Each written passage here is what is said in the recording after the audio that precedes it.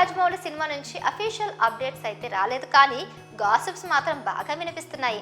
అవే ప్రేక్షకులకు కాస్త కిక్కిస్తున్నాయి. అయితే మహాభారతం కథని వెండితెరపై చూపించడం జక్కన్న డ్రీమ్.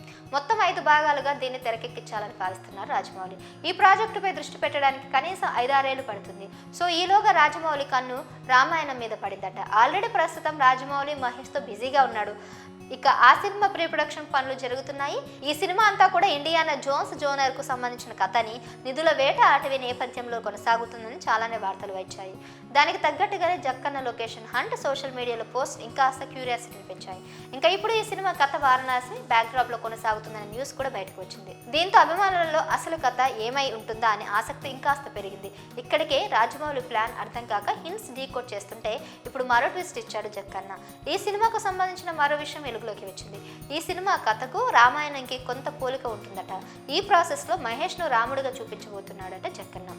RRR లో ఒక షాట్ లో రామ్ చరణ్ అల్లూరి సీతారామరాజు గెటప్ లో దర్శనమిచ్చారు. ఆ ఒక్క షాట్ కి థియేటర్స్ లో జనం ఊగిపోయారు. అచ్చం అలానే చెప్పాలంటే అంతకంటే 100 రెట్ల వైబు మహేష్ ను చూసినప్పుడు కలుగుతుందట. ఇదే కనుక నిజమైతే ఇక ఒక్కొక్కరికి పూనకాలే. మహేష్ ఏంటి, రాముడి క్యారెక్టర్ ఏంటి, మరోవైపు నిధుల వేట ఏంటి, దట్టమైన అటవీ ప్రాంతంలో షూటింగ్ అట. ఇప్పటి వరకు వచ్చిన అప్డేట్స్ ఒకదానితో మరొకటి అస్సలు పోలికనే లేదు. దీంతో హింట్స్ ను డీకోడ్ చేయడం కూడా ఎవ్వరి వలన అవడం లేదు. ఇది విన్న అభిమానులు ఈ ట్విస్ట్ ఏంటి బాసు, అసలు బాబుతో నీ ప్లానింగ్ ఏంటి, నీ విజన్ ఏంటి అంటూ సోషల్ మీడియాలో హడావిడి చేస్తున్నారు. ఎవరెంత హడావిడి చేసినా జక్కన్న మాత్రం కూల్గా తన పని తాను చేసుకుంటూ పోతున్నాడు. అటు మహేష్ కూడా పెద్దగా సోషల్ మీడియాలో ఇంటరాక్ట్ అవ్వడం లేదు కాబట్టి అంత హడావిడి చేసినా అఫీషియల్ అప్డేట్స్ రావాల్సినప్పుడే బయటకు వస్తాయి కదా అనుకుంటున్నారు.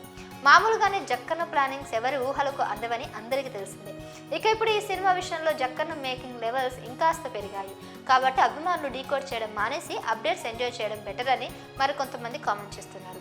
ప్రస్తుతం మూవీ టీం ఫోకస్ అంతా కూడా ప్రీ ప్రొడక్షన్ పనుల మీదే ఉంది. తాజాగా అందుతున్న సమాచారం ప్రకారం రామోజీ ఫిలిం సిటీలో ప్రీ ప్రొడక్షన్ వర్క్ జరుగుతుందని టాక్. ఇక అఫీషియల్ అనౌన్స్మెంట్ ఎప్పుడు వస్తాయో చూడాలి. మరి ఈ అప్డేట్స్ పై మీరేమనుకుంటున్నారో కామెంట్ చేయండి.